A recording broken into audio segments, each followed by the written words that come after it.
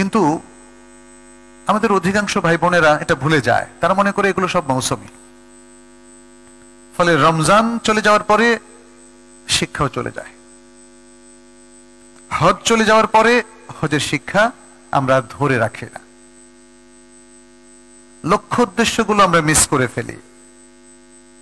ফলে যে বিপর্যয় আমাদের চলে আসে ওটাকে আর রোধ করতে পারি না।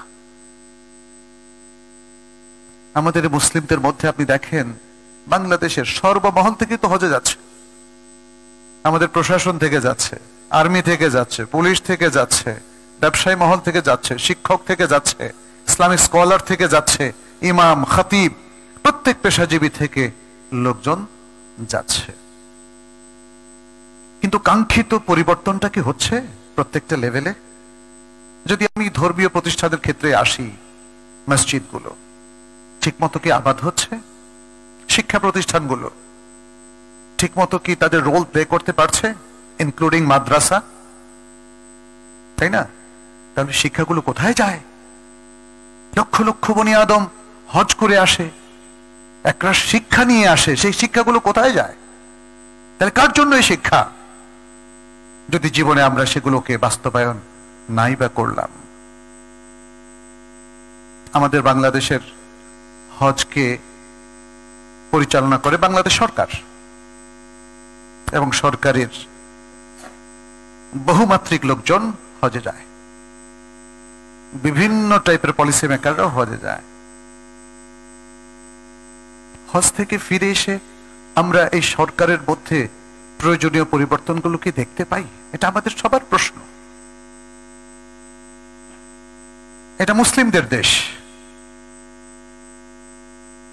হাজারো বছরেরও বেশি সময় ধরে এদেশের জনগণ ইসলামের চর্চা করে আসছে, তাই না? তাহলে ইসলামটা কোথায়? আমাদের জনজীবনে, আমাদের প্রশাসনে, আমাদের রাজনীতিতে, আমাদের সামাজিকতায়, আমাদের প্রতিষ্ঠানে কোথায় ইসলাম? এই প্রশ্নটা স্বাভাবিকভাবেই আমাদের আসে। এখন যে সংস্কারগুলো চলছে সেখানেও নানা প্রশ্ন এবং বিতর্ক দেখা দিয়েছে, কারণ এই সংস্কারগুলোর অনেকগুলোই আমরা দেখছি, কোনো কোনো ক্ষেত্রে অধিকাংশ বা সবগুলোই ইসলামের সাথে ম্যাচ করে না। মুসলিমরা যে আকীদা, যে তাওহীদ, যে সুন্নাহকে লালন করে, ধারণ করে তাদের এই হৃদয়ে, শ্রদ্ধার যে জায়গাগুলো তার রবের জন্য, তার নবীর জন্য, সেই জায়গাগুলোতে সংস্কারের কিছু কিছু ভেঙে চুরমার করে দিচ্ছে। কোথায় হজের শিক্ষা, কোথায় রমাদানের শিক্ষা, কোথায় আল কোরআনের শিক্ষা, কোথায় আস-সুন্নাহর শিক্ষা, কোথায় আমাদের এই আধুনিক শিক্ষার সুফল আমরা আসলে খুঁজে পাই না। এটা আমাদের জন্য একটা দুঃখজনক অধ্যায়, একটা বেদনাদায়ক অধ্যায় এই অঞ্চলের মুসলিমদের জন্য, বাংলাদেশের মুসলিমদের জন্য। আমি আশা করব একটু সচেতন যেন আমরা হই। সবাইকে বলছি, সকলকেই সচেতন হওয়া দরকার। এত এত শিখি, শিখাটা কোথায় যায়? আজকে নতুন প্রজন্ম গড়ে তুলছি আমরা, এটাও ব্যর্থ হতে চলেছে। বড়রা যেখানে শিক্ষা নেয় না, বাচ্চারা সেখানে শিক্ষা নেবে, শিশুরা সেখানে শিক্ষা নেবে। তরুণদের মধ্যে আল্লাহ তাআলা অনেক নিয়ামত দিয়েছেন, অনেক সুপ্ত প্রতিভা তাদের মধ্যে আছে, ক্ষমতা তাদের মধ্যে আছে, তারা বিভিন্ন সময় সেটা দেখিয়েছে। সেই রাসূল সাল্লাল্লাহু আলাইহি ওয়াসাল্লামের যুগ থেকে আবু জাহেলকে যারা সাবার করে দিয়েছিল তরুণরা না, উসামা বিন যায়েদ সেনাপতির দায়িত্ব তরুণ বয়সে পায়নি? তরুণ সাহাবাদেরকে আমরা স্কলার হিসাবেও পেয়েছি। ইবনে আব্বাস, ইবনে ওমর, ইবনে মাসউদ সব তরুণ সাহাবারা ছিলেন। তার ধারাবাহিকতা আমরা তারিক বিন জিয়াদ, মোহাম্মদ বিন কাসেম তরুণদেরকে পেয়েছি, এবং আজকের যুগে তরুণদের মধ্যে অনেক সুপ্ত প্রতিভা রয়েছে। বাট সেগুলোকে সঠিকভাবে কাজে লাগানোর জন্য যে শিক্ষা দরকার, সেটা আমাদের বয়স্কদের মধ্যে মিসিং। বড়রা যদি পথ হারায়, তরুণরা কিভাবে পথ পাবে? এজন্য আসুন আমরা সচেতন হই। এই যে এত এত মৌসুম আল্লাহ সুবহানাহু ওয়া তাআলা আমাদেরকে দিচ্ছেন, সে মৌসুমগুলো থেকে শিক্ষাটাকে ধরে রাখি। ওয়াজ মাহফিলে অনেকেই শুনতে যায়, ওয়াজটা সে মাঠে রেখে চলে আসে, ফলে দেখেন ওয়াজেও বাংলাদেশের মানুষের কোনো কাজ হচ্ছে না।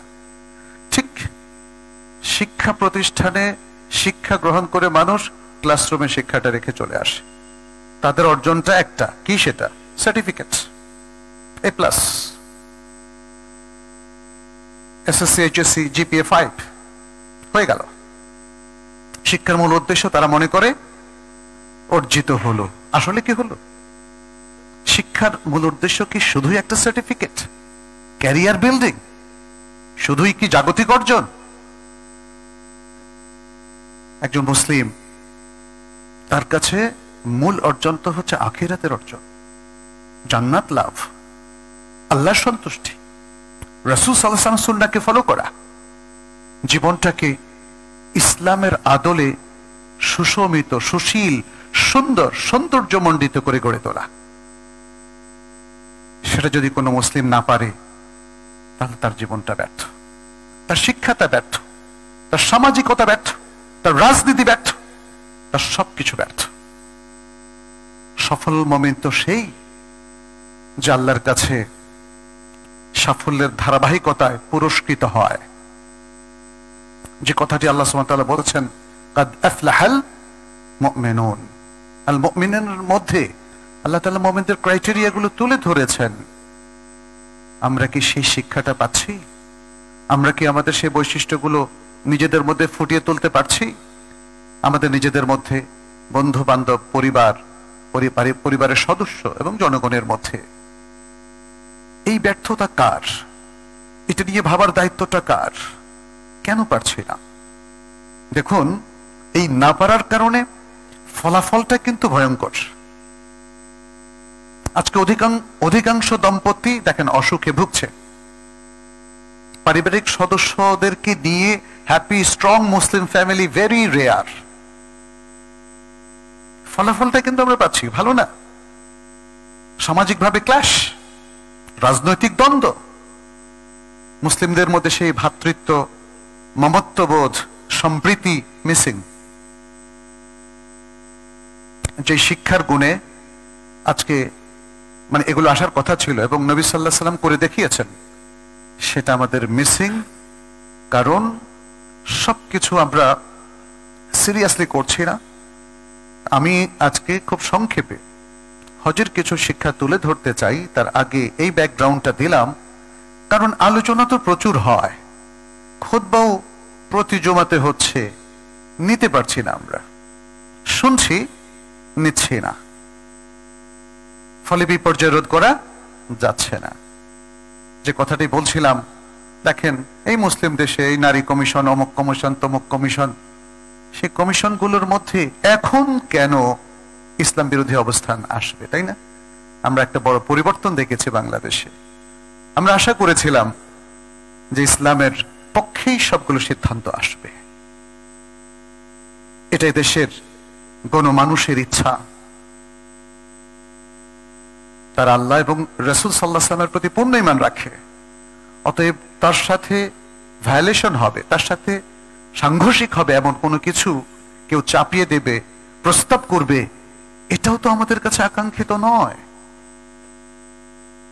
আমাদের আরো সচেতন হতে হবে। আমার মনে হয় প্রত্যেকে নিজ নিজ অবস্থান থেকে সচেতন হলে, শিক্ষাগুলো নিয়ে যদি আপনার জীবন গড়েন, পরিবার গড়েন, সমাজকে গঠন করেন, তাহলে ধীরে ধীরে এই অপসংস্কৃতির দিকে বা অপকীর্তির দিকে যারা ডাকছেন, তাদের শক্তি কমে যাবে এবং তারাও সচেতন হয়ে যাবে।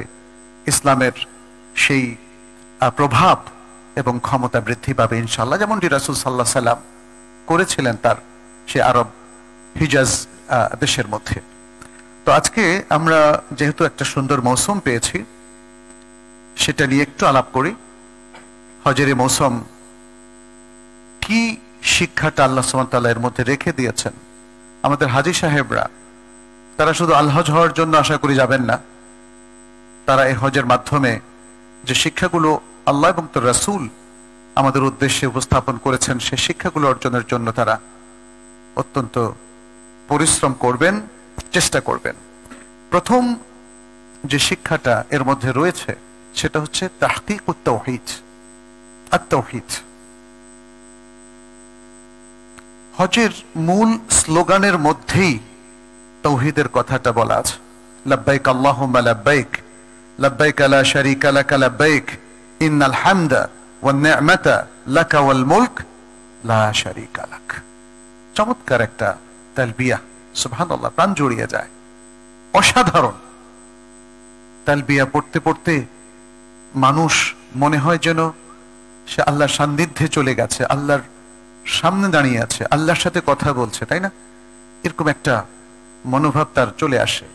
সে পুরোটাই তাওহীদের চিন্তা ভাবনা চেতনার মধ্যে ঢুকে যায়, কারণ তালবিয়াটা পুরোটাই হচ্ছে তাওহীদ। যেমনটি হাদিসে জাবের ইবনে আব্দুল্লাহ রাদিয়াল্লাহু তাআলা আনহুর হাদিসে সহিহ মুসলিমের মধ্যে বর্ণিত হয়েছে, তিনি বলছেন, ফাআহাল্লা রাসূলুল্লাহ সাল্লাল্লাহু আলাইহি ওয়াসাল্লাম বিত-তাওহীদ। রাসূল সাল্লাল্লাহু আলাইহি ওয়াসাল্লামের তাওহীদের বাণী দিয়ে তালবিয়া পাঠ করলেন, এবং এটা ছিল ইহরামের নিয়তের একদম শুরুতে যুলহুলাইফায়। হাদিসে জাবের আপনারা জানেন, হজের পরিপূর্ণ ডেসক্রিপশন এর মধ্যে আছে। এত দীর্ঘ হাদিস দ্বিতীয়টি আর পাওয়া যায় না, একদম ফার্স্ট টু লাস্ট রাসূল সাল্লাল্লাহু আলাইহি ওয়াসাল্লামের বিদায় হজের ভাষণ পর্যন্ত, এবং আরাফায় তার করণীয় পরবর্তী, মক্কায় তার সকল আমল পরিপূর্ণ করা পর্যন্ত পুরো বিবরণীতে আছে। সুতরাং তাওহীদের এই বিষয়টা আমাদেরকে খুব শক্তভাবে গুরুত্বের সাথে ধারণ করতে হবে, কারণ আল্লাহ সুবহানাহু ওয়া তাআলা এই তাওহীদ প্রতিষ্ঠার জন্যই সবকিছু সৃষ্টি করেছেন, বিধান দিয়েছেন, ইসলাম দিয়েছেন, ইবাদতের নির্দেশ দিয়েছেন, ওমা খালাকতুল জিন্না ওয়াল ইনসা ইল্লা লিয়াবুদুন। পুরো ইসলাম হচ্ছে তাওহীদ নির্ভর। অতএব তাওহীদের নলেজের মধ্যে যদি আমাদের ঘাটতি থাকে, তাহলে সবকিছুর মধ্যে ঘাটতি তৈরি হবে, এবং সেটাই হয়েছে। আপনি দেখেন, মুসলিম বিশ্বের প্রবল প্রতাপশালী জনগোষ্ঠীর একটা বিশাল অংশ আপনি দেখবেন তাওহীদ বিরোধী, এবং তাওহীদকে তারা ধারণ করে না। এটা আমাদের সকল মুসলিমের জন্য, মুসলিম উম্মার জন্য বিপর্যয় ডেকে নিয়ে এসেছে। তাওহীদের শিক্ষা তারা পায়নি, তাওহীদের শিক্ষাটাকে তারা ধারণ করেনি, এবং ফলে তাওহীদ বিরোধী শিক্ষাটা ধারণ করার কারণে তারা তাওহীদের বিরুদ্ধে দাঁড়িয়েছে। এই কারণে আপনি সবসময় দেখবেন কিছু লোক কোরআনের বিরুদ্ধে দাঁড়িয়ে যায়, কোরআনের কোনো না কোনো একটা হুকুমের বিরুদ্ধে দাঁড়িয়ে যায়, সুন্নাহর বিরুদ্ধে দাঁড়িয়ে যায়, বিকজ তাদের চিন্তা চেতনার মধ্যে ইসলামের মূল তাওহীদটা মিসিং।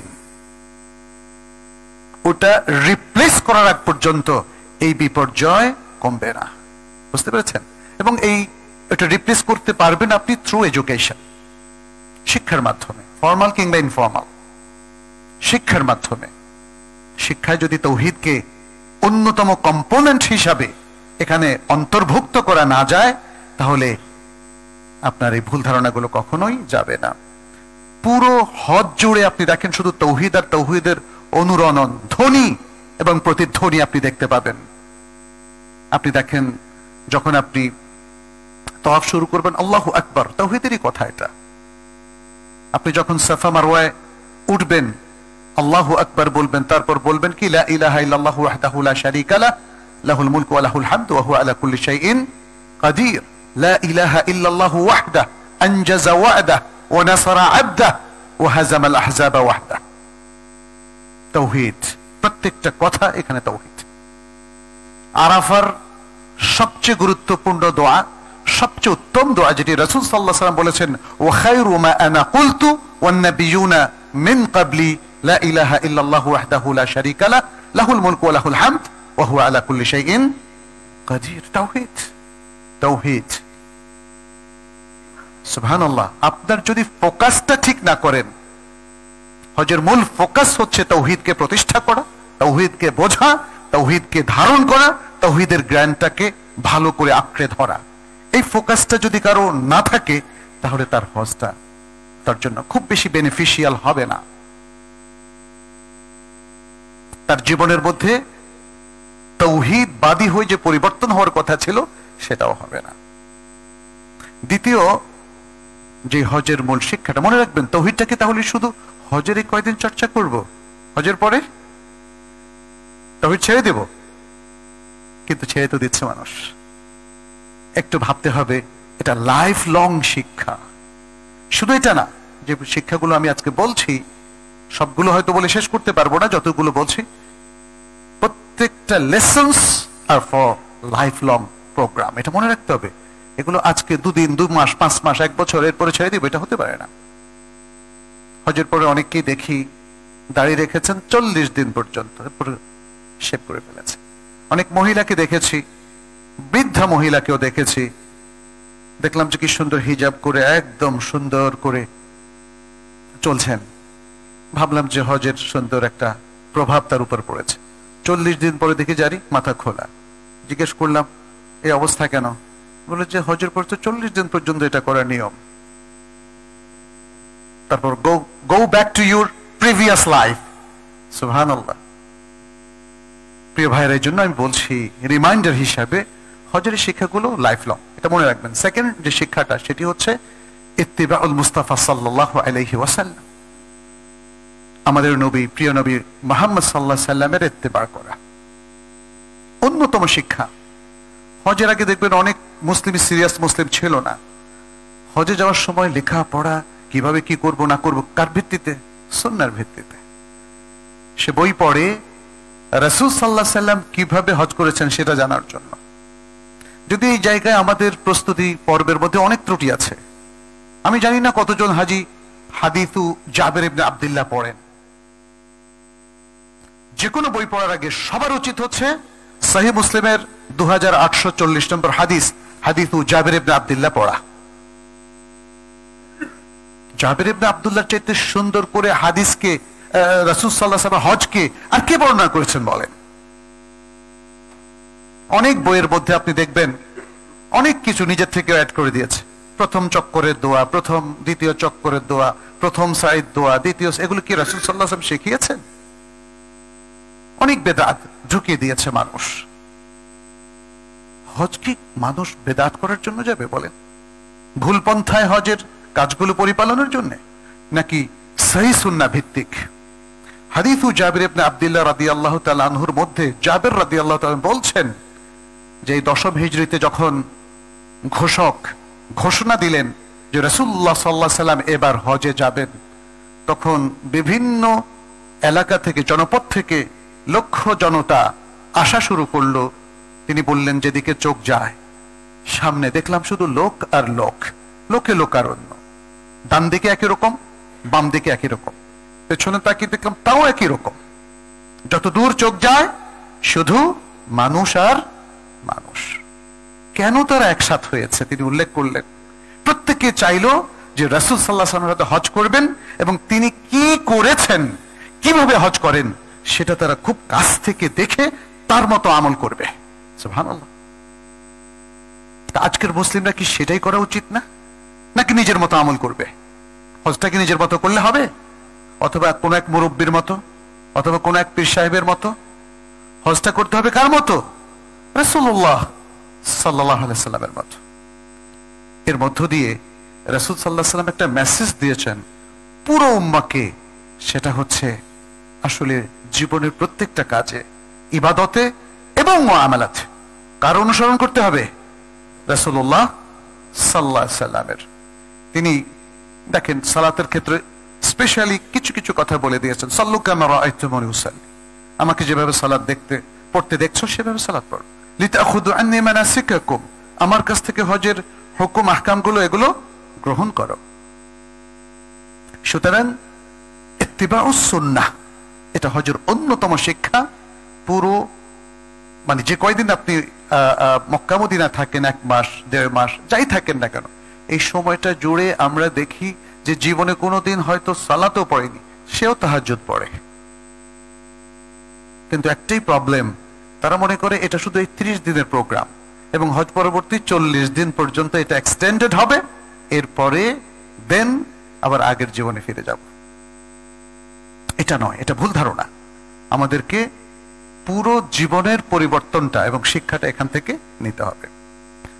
আচ্ছা, এখানে ইবনে আব্বাস রাদিয়াল্লাহু তাআলা আনহু দেখেন আরেকটা খুব গুরুত্বপূর্ণ কথা বলেছেন হাজ্জু কামা হাজ্জান নবী সাল্লাল্লাহু আলাইহি ওয়াসাল্লাম ওয়ালা তাকুলু হাযা ফারদুন ওয়া হাযিহি সুন্নাতুন।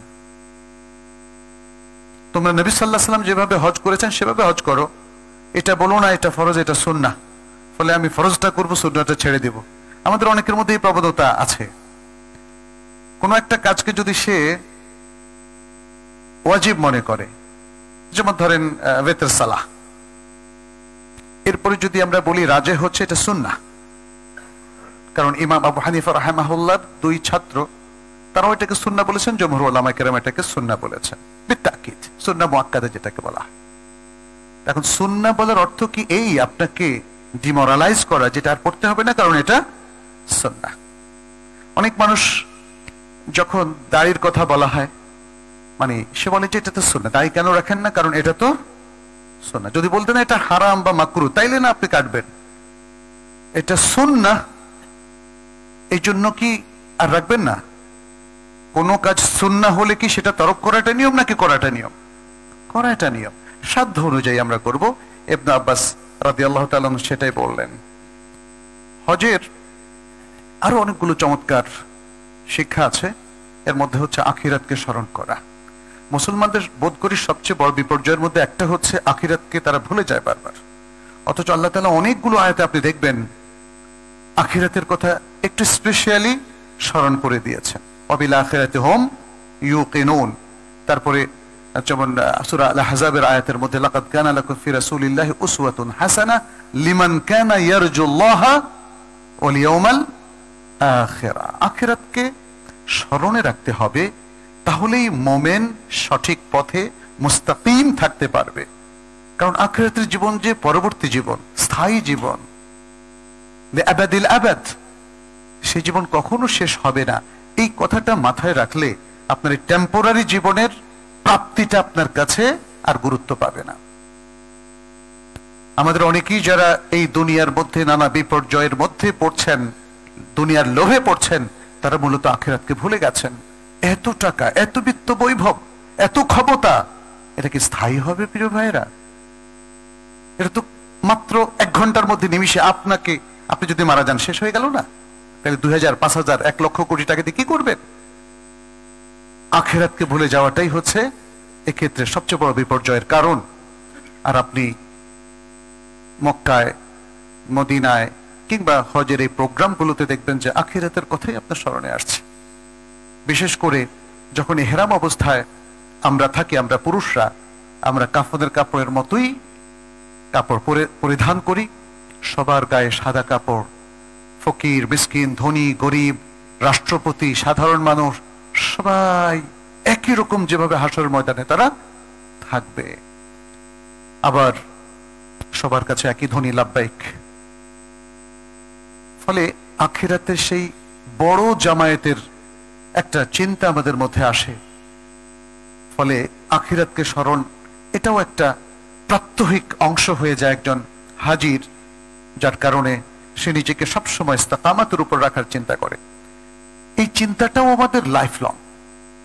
দেখবেন যে যখনই আপনি আখিরাতের কথা ভুলে যাবেন তখনই ভুল বিভ্রান্তির মধ্যে আপনি লিপ্ত হবেন। আর আখিরাতের কথা স্মরণ হলেই আপনি নিজেকে বলবেন ইত্তাকিল্লাহ, ইত্তাকিল্লাহ, আল্লাহকে ভয় করো। কারণ আল্লাহর ভয় ছাড়া আখিরাতে নিস্তার পাওয়ার আর কোনো উপায় নেই।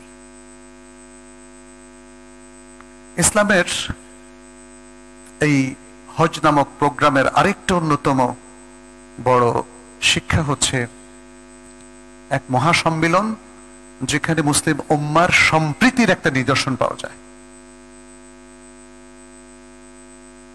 ইসলামের যতগুলো ইবাদত আছে তার মধ্যে হজ একটা একদমই ভিন্ন টাইপের ইবাদত, যেখানে সারা পৃথিবীর সকল মানুষকে নিয়ে একটা মহাসম্মেলনের ব্যবস্থা করা হয়। আর কোন ইবাদতের মধ্যে কিন্তু এটা নেই, এভাবে নেই এক জায়গায় এসে। ফলে মুসলিম উম্মার যে সম্প্রীতি, যে ঐক্যের যে প্রয়োজনীয়তা, ঐক্যের যে মাজাহের, সেটা কিন্তু হজের মধ্যে ফুটে ওঠে। আমরা কি আমাদের দৈনন্দিন কাজের মাধ্যমে সেটা ফুটিয়ে তুলছি? এই প্রশ্নটা করা দরকার। আমরা ঐক্যের কথা ভুলেই গিয়েছি। প্রত্যেকে তার এক একটা হয়তো চিন্তা ভাবনা মাথায় রাখে, এক একটা দল গঠন করে, আর পৃথিবীর সব মানুষকে নিজের পকেটে ঢোকাতে চায়। ইসলাম কিন্তু সে কথা বলেনি। ইসলাম বলেছে ওয়াতাসিমু বিহাবলিল্লাহি জামিআও ওয়ালা তাফাররাকু, আল্লাহর রজ্জুকে তোমরা শক্ত করে আঁকড়ে ধরো এবং তোমরা পরস্পর বিচ্ছিন্ন হইও না। ইসলামের এই যে ইউনিটি অফ মুসলিম উম্মাহ, এটার একটা চমৎকার একটা এক্সাম্পল আছে, চমৎকার একটা আল্লাহ কর্তৃক ইনস্ট্রাকশন আছে, যেটাকে রাসূল সাল্লাল্লাহু আলাইহি ওয়াসাল্লাম বাস্তবায়ন করেছেন। মানুষের মধ্যে কিছু কিছু ক্ষেত্রে ইখতিলাফ থাকার পরেও মুসলিম ইউনিটি খুব জরুরি। এজন্য পৃথিবীর প্রত্যেকটা ইস্যুতে, প্রত্যেকটা মাসালায় ঐক্যবদ্ধ হতে হবে, এটা জরুরি নয়, কিন্তু ইসলামের মৌলিক জিনিসগুলোতে ঐক্যবদ্ধ হতে হবে। যেমন কোরআন এবং সুন্নাহ আঁকড়ে ধরা, কোরআন সুন্নাহকে দলিল হিসাবে গ্রহণ করা, আল্লাহর তাওহীদকে গ্রহণ করা, এবং আরো যে সমস্ত মূলনীতিগুলো ইসলাম অনিবার্য রূপে আরোপ করে দিয়েছে সেগুলোকে গ্রহণ করা। ইখতিলাফ তাহলে কোন জায়গায় করা যাবে? ইখতিলাফ করা যাবে যে জায়গাগুলো ইজতিহাদ করার সুযোগ আছে। অনেকগুলো মাসআলাতে নানা কারণে এই সুযোগটা সৃষ্টি হয়েছে এবং শরিয়া সেটাকে অ্যালাউ করে।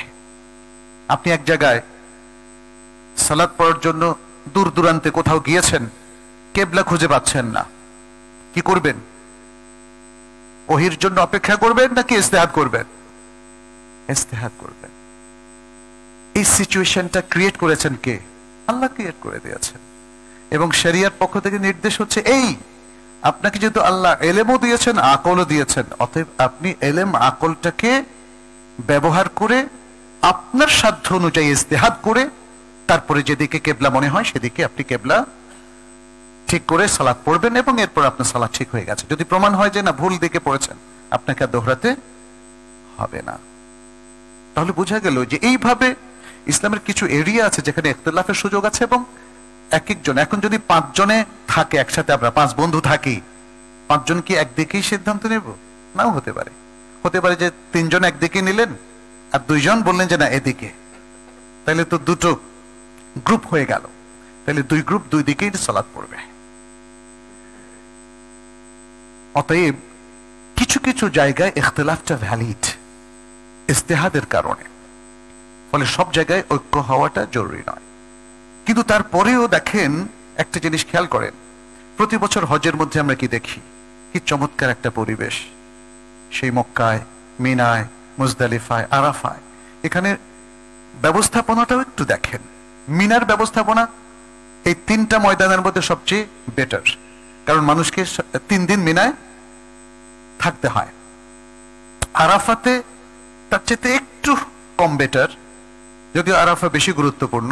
ওকুফে আরাফা, সেখানে সকাল থেকে বিকেল পর্যন্ত, সন্ধ্যা পর্যন্ত। আর মুজদালিফা হলো খোলা ময়দান, কোনো টেন্ট নাই, কিছু নাই, খোলা ময়দানে থাকেন। আমি এ পর্যন্ত আলহামদুলিল্লাহ আল্লাহ যতবারই নিয়েছেন, কখনো আরাফাতে কোনো মারামারি দেখি নাই, মুজদালিফাও দেখি নাই, মিনায়ও দেখি নাই। কিভাবে এটা সম্ভব হলো?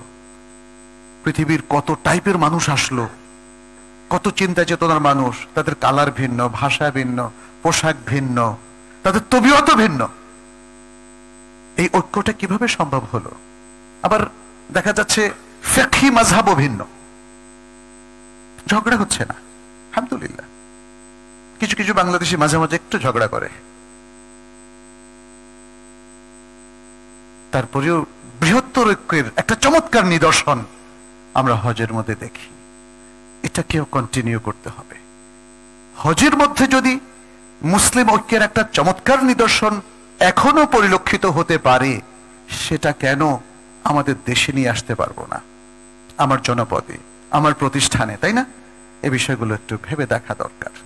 কিছু ইখতিলাফ থাকবে, পৃথিবীর সব ইখতিলাফ জিরো হয়ে যাবে না, কিন্তু মুসলিমদের এডুকেশনটা যদি ঠিক থাকে, তাহলে মুসলিমদের যে ইসলামের মূল নীতিগুলো আছে, জরুরি নলেজগুলো আছে, সেই ঐক্যটা তো লাগবে। কেউ যদি বলে সুন্নাহ আমার পছন্দ না, আমি সুন্নাহ মানবো না, তাহলে তো মুশকিল। সুন্নাহ না মানাটা কুফরি। আমি জাস্ট উদাহরণস্বরূপ বলছি। কেউ যদি বলে কুরবানিও আমি মানি না, কুরবানি করাটা ওয়াজিব না সুন্নাহ সেটা ভিন্ন প্রেক্ষাপট, কিন্তু কুরবানি আপনি মানবেন না কেন? এই না মানাটা কুফরি। কেউ যদি বলে আজান মানি না, এটাও কুফরি, এটাও কুফরি। কিন্তু আজান না দিলেও সালাত হবে কি না? হবে। তার মানে হচ্ছে ইসলামের যে শিআর, যে নিদর্শন, যে প্রতীকগুলো আছে, এগুলোকে মুসলিম উম্মাহ সকলকে মেনে নিতে হবে। অন্যথায় আপনি ঘোষণা করেন যে আমি আর ইসলাম মানি না, ইসলাম থেকে বের হয়ে গেলাম।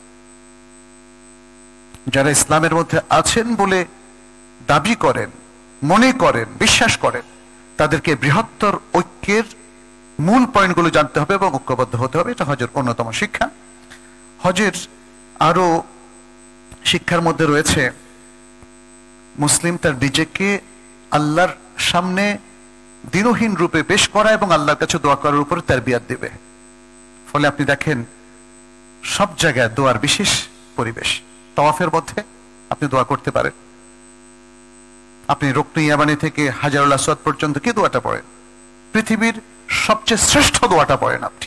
রব্বানা আতিনা ফিদ দুনিয়া হাসানাহ ওয়া ফিল আখিরাতি হাসানাহ ওয়া কিনা আযাবান নার।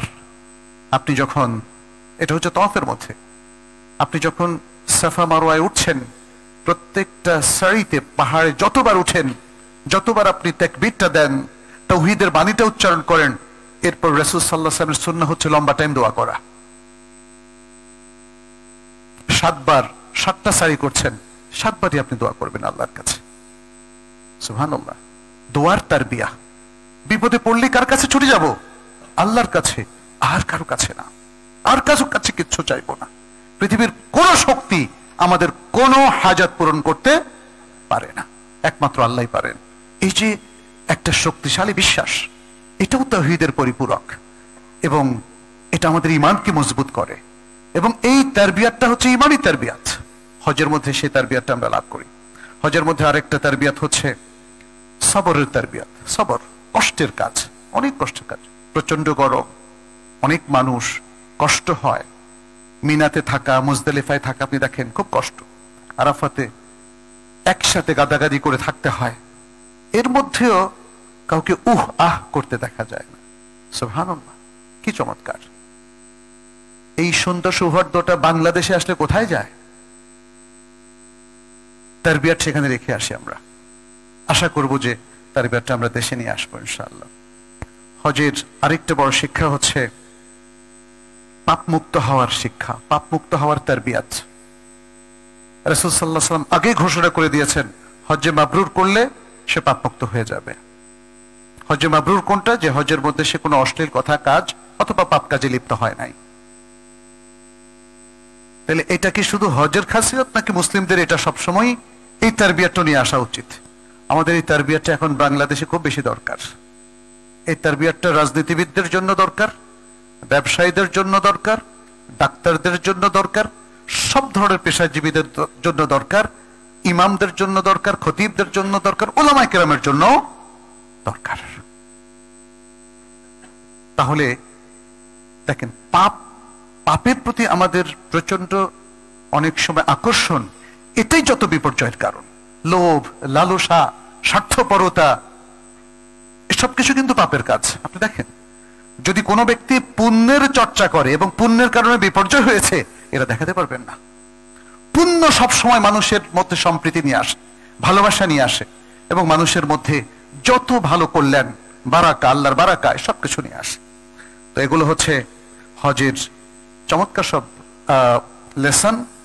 পাশাপাশি আমরা দেখি হজ শুধুমাত্র ব্যক্তিগত উন্নয়নই ঘটায় না, এটা ব্যক্তি, হজের যত গ্রুপ সেখানে যায়, পুরা উম্মাহ এবং গোটা বিশ্বের জন্য এটা কল্যাণকর। তাহলে হজ সকল মুসলিম ব্যক্তির জন্য, মুসলিম উম্মার জন্য এবং গোটা মানবতার জন্য কল্যাণকর একটা চমৎকার প্রোগ্রাম। অতএব আমাদের সকল প্রোগ্রামকে এভাবে কল্যাণকর করার মধ্য দিয়ে যদি আমরা আমাদের জীবন গড়ি, আমাদের শিক্ষা ব্যবস্থা, আমাদের তারবিয়াত এবং আমাদের কৃষ্টি, কালচার, এই ধাঁচে যদি গড়ে তোলা যায়, এটাই হচ্ছে হজের চমৎকার অর্জিত ফলাফল, এবং এর মধ্য দিয়ে আমরা আমাদের গোটা সমাজকে, রাষ্ট্রকে, জনপদকে সুন্দরভাবে গড়ে তুলতে পারবো। শর্ত হচ্ছে একটাই, হজের শিক্ষা যেন মক্কায় মদিনায় রেখে না আসে। হজের শিক্ষার যেন আমরা কন্টিনিউ করি, এটাকে ধারণ করি, এবং এর জন্য আমাদের লাইফ লং শিক্ষা হয়। আল্লাহ আমাদের তৌফিক দান করুন। আল্লাহ আমাদের যারা আগে হজগুলো করেছেন তাদের প্রত্যেকের হজকে কবুল করুন। যারা এবছর হজে যাবেন তাদেরকে হজ্জে মাবরুর করার তৌফিক দান করুন। আর আমরা যারা অনেকেই হয়তো হজে যেতে পারবো না, আল্লাহ যেন হাজিদের এই শিক্ষা থেকে নিজেরাও শিক্ষা নেওয়ার তৌফিক আমাদেরকে দান করেন। হজের মৌসুমটাকে কাজে লাগানোর তৌফিক দান করেন। বিশেষ করে জিলহজ মাসের প্রথম 10 দিনের যে বিশাল ফজিলত, আইয়ামুত তাশরীকের যে বিশাল ফজিলত, সেগুলো হাজি নন হাজি সবার জন্যই সমভাবে প্রযোজ্য। সেই ফজিলতগুলো অর্জনের তৌফিক আমাদেরকে দান করুন। আকুলু কাউলি হাযা ওয়া আস্তাগফিরুল্লাহ লি ওয়া লাকুম ওয়া লিসাইরিল মুসলিমিন ফাস্তাগফিরুহু ইন্নাহু হুয়াল গফুরুর রহিম।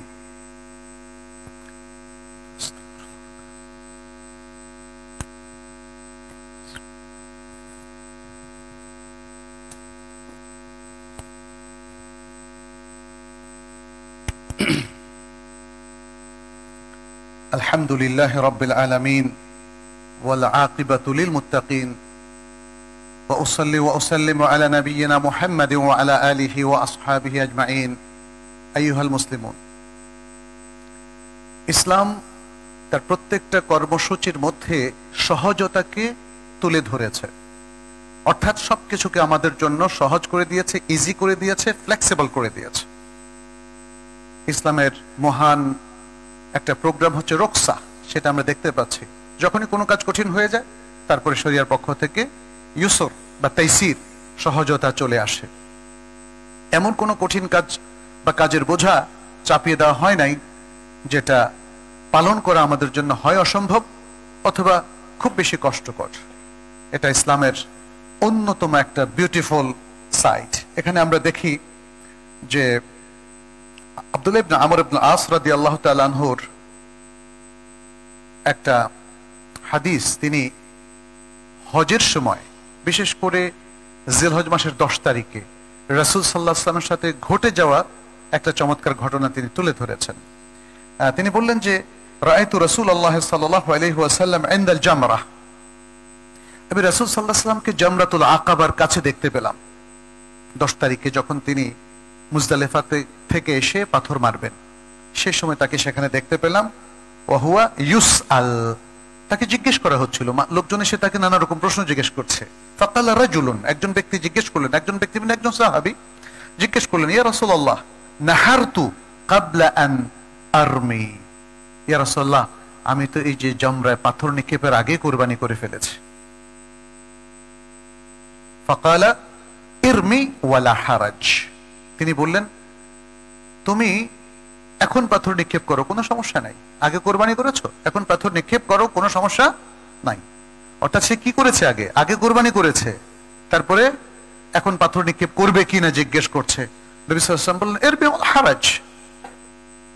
তার মানে হচ্ছে আমরা তো জানি রাসূল সাল্লাল্লাহু আলাইহি ওয়াসাল্লাম আগে কি করেছেন? পাথর নিক্ষেপ করেছেন, তারপরে কোরবানি করেছেন। তা এখন যে সাহাবী একটু উল্টা করে ফেললো, আগে কোরবানি করলো, পরে এখন পাথর মারবে, এতে কি কোনো সমস্যা? নবী সাল্লাল্লাহু আলাইহি ওয়াসাল্লাম কি বললেন? ইরমি ওয়ালা হারাজ, এতে কোনো সমস্যা নেই। ক্বালা আখার, আরেকজন সাহাবী বললেন, ইয়া রাসূলুল্লাহ হালাকতু ক্বাবলা আন আনহার, আমি কুরবানি করার আগে হালাক করে ফেলেছি, মানে হলক আর কি যেটাকে বলে, শেভ করে ফেলেছি, চুল ফেলে দিয়েছে। কিসের আগে? কুরবানির আগে। তখন নবী সাল্লাল্লাহু আলাইহি ওয়াসাল্লাম বললেন ইনহার ওয়ালা হারাজ, তুমি এখন হলক করেছো, এখন কোরবানি করবা, করো, অসুবিধা নাই। নবী সাল্লাল্লাহু আলাইহি ওয়াসাল্লাম কি করেছিলেন? আগে কোরবানি করেছেন, তারপরে হলক করেছেন। তাইলে আরেক ব্যক্তি এসে তাকে নবী সাল্লাল্লাহু আলাইহি ওয়াসাল্লাম আমলের সাথে যে খেলাফ হয়ে গেছে সেটা বলার পর তিনি বললেন কোনো অসুবিধা নাই। এরপর আব্দুল্লাহ ইবনে আমর ইবনে আস রাদিয়াল্লাহু তাআলা আনহু তিনি বলছেন, ফামা সুইলা আন শাইইন কুদ্দিমা ওয়ালা উখিরা ইল্লা ক্বালা ইফআল ওয়ালা হারাজ। সেদিন নবী সাল্লাল্লাহু আলাইহি ওয়াসাল্লামকে যে 5টা কাজের আমলের যে তারতিব, সেটা আগে করে ফেলা হয়েছে বা পরে করে ফেলা হয়েছে এই সম্পর্কে যে প্রশ্নই করা হয়েছিল, প্রত্যেকটা প্রশ্নের উত্তরে তিনি কি বলেছিলেন? ইফআল ওয়ালা হারাজ, তুমি করো, কোনো অসুবিধা নাই। This is the beauty of Islam. সুবহানাল্লাহ। আল্লাহ তাআলা আমাদের জন্য কোনো কিছুই আরোপ করেননি, কোনো কাঠিন্য তিনি আরোপ করেননি। মা জাআলা আলাইকুম ফিদ দীনি মিন হারাজ, তিনি দ্বীনের মধ্যে কোনো কঠোরতা রাখেননি, আরোপ করেননি। এই সহজ দিনটাকে কেন আমরা পালন করছি না? কি হতভাগা সেই মানুষেরা যারা দিন থেকে দূরে, যাদেরকে আল্লাহ তাআলা মুসলিম হওয়ার সুযোগ দিয়েছেন, বাট সেই সুযোগটা তারা অ্যাভেল করতে পারেনি, গ্রহণ করতে পারে। সবার প্রতি আমাদের উদাত্ত আহ্বান, আল্লাহর দেওয়ার সুযোগটা গ্রহণ করুন প্রিয় ভাইয়েরা। জীবনটা ছোট, দুনিয়াটা খুবই ক্ষুদ্র। এই মহাবিশ্বের মধ্যে এই পৃথিবীটা কত ক্ষুদ্র, এটা কি এখন দেখছেন না আপনারা? আগে তো আমরা ছবিতে বুঝতে পারতাম না, ভাবতাম সব বুঝি দুনিয়া দাঁড়ি বলতে এই পৃথিবীটাই। তো এখন তো বুঝতে পারছি এই মহাজগতের মধ্যে, এই মহাজাগতিক, এই মহাশূন্যের মধ্যে পৃথিবীটা কত ছোট। এই ছোট্ট পৃথিবীর জন্য, তাও আবার কয়দিন পরে মারা যাবেন, তার জন্য যদি আমি সব বিপর্যয়কে বুক পেতে নেই, এটার মতো বোকামি আর হবে না। আসুন আমরা আল্লাহমুখী হই, আমরা হজের শিক্ষাটাকে গ্রহণ করি এবং হজের শিক্ষাটাকে হজের মধ্যে, হজের পরে এবং জীবনের শেষ নিঃশ্বাস পর্যন্ত আমরা এগুলোকে ধারণ করি, সেভাবে জীবন পরিচালনা করি। এবং জীবন মানেই হচ্ছে আপনার জনপদ, আপনার পরিবার, আপনার প্রতিষ্ঠান, আপনার সমাজ এবং আপনার রাষ্ট্র এবং আপনার বিশ্ব, সবটাই। মুসলিমদের এই বৈশ্বিক চেতনাটা খুব জরুরি। শুধু ইন্ডিভিজুয়াল চেতনা দিয়ে পুরো ইসলামকে মানা যায় না। ইসলামটা আমাদের পুরো জীবনের জন্য। এই জন্য আল্লাহ সুবহানাহু ওয়া তাআলা বলছেন, উদখুলু ফিস সিলমে কাফা, পরিপূর্ণভাবে ইসলামের মধ্যে দাখিল হও। আসুন আমরা সেভাবে চিন্তা করি। আমাদের চিন্তা চেতনা, আমাদের জ্ঞান গবেষণা, আমাদের অধ্যয়ন, আমাদের শিক্ষা, আমাদের কৃষ্টি কালচার, সবকিছুর মধ্যে আমরা ইসলামের প্রভাব যেন ফুটিয়ে তুলতে পারি। আল্লাহর কাছে সে দোয়া করছি, আল্লাহ যেন আমাদের সবাইকে তৌফিক দান করেন। আল্লাহ যেন আমাদের মধ্যে যারা এই দায়িত্বগুলো পালন করছে, আল্লাহ যেন তাদেরকে বোঝার তৌফিক দান করেন, তাদেরকে, আমাদের সবাইকে হেদায়েতের মধ্যে রাখেন। সকলে মিলে মুসলিম উম্মাহকে আবারও যেন আমরা এম্পাওয়ার্ড করতে পারি, মুসলিম উম্মাহকে তার আদর্শের উপর স্থাপন করতে পারি। আল্লাহ যেন আমাদের সেই শক্তি দান করেন, সেই ক্ষমতা দান করেন এবং সেই মানসিকতাও আল্লাহ তাআলা দান করেন। যারা আমাদের মধ্যে অসুস্থ, আল্লাহ তাআলা তাদেরকে সুস্থ করে দিন। যারা বিভিন্ন সমস্যায় জর্জরিত, অভাব অনটন যাদের আছে, আল্লাহ তাদের সমস্যা এবং অভাব অনটন দূর করে দিন। হাদা ওয়া সাল্লু ওয়া সাল্লিমু আলা নাবিয়িনা মুহাম্মদ। ফাকাদ ক্বালা আল্লাহু সুবহানাহু ইন্নাল্লাহা ওয়া মালাইকাতাহু ইউসাল্লুনা আলান নবী ইয়া আইয়ুহাল্লাযীনা আমানু সাল্লু আলাইহি ওয়া সাল্লিমু তাসলিমা। ওয়া ক্বালা আন-নবী সাল্লাল্লাহু আলাইহি ওয়া সাল্লাম মান সাল্লা আলাইয়া মাররাতান সাল্লাল্লাহু আলাইহি বিহা আশারা। আল্লাহুম্মা সাল্লি ওয়া সাল্লিম ওয়া বারিক ওয়া আন'im আলা নাবিয়িনা মুহাম্মদ। وارض اللهم عن الخلفاء الراشدين وعن الصحابة أجمعين وأنا معهم بعفوك وكرمك يا أكرم الأكرمين. اللهم أعز الإسلام والمسلمين، اللهم أعز الإسلام والمسلمين، اللهم انصر الإسلام والمسلمين.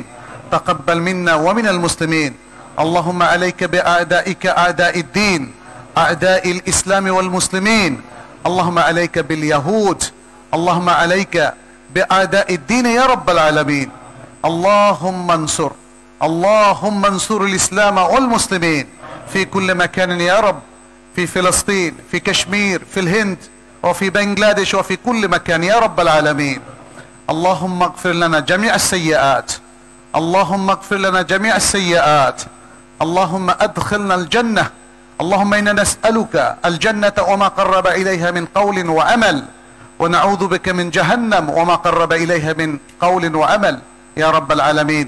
عباد الله، إن الله يأمر بالعدل والإحسان وإيتاء ذي القربى وينهى عن الفحشاء والمنكر والبغي يعظكم لعلكم تذكرون.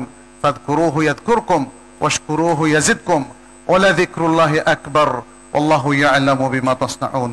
وأقيموا الصلاة.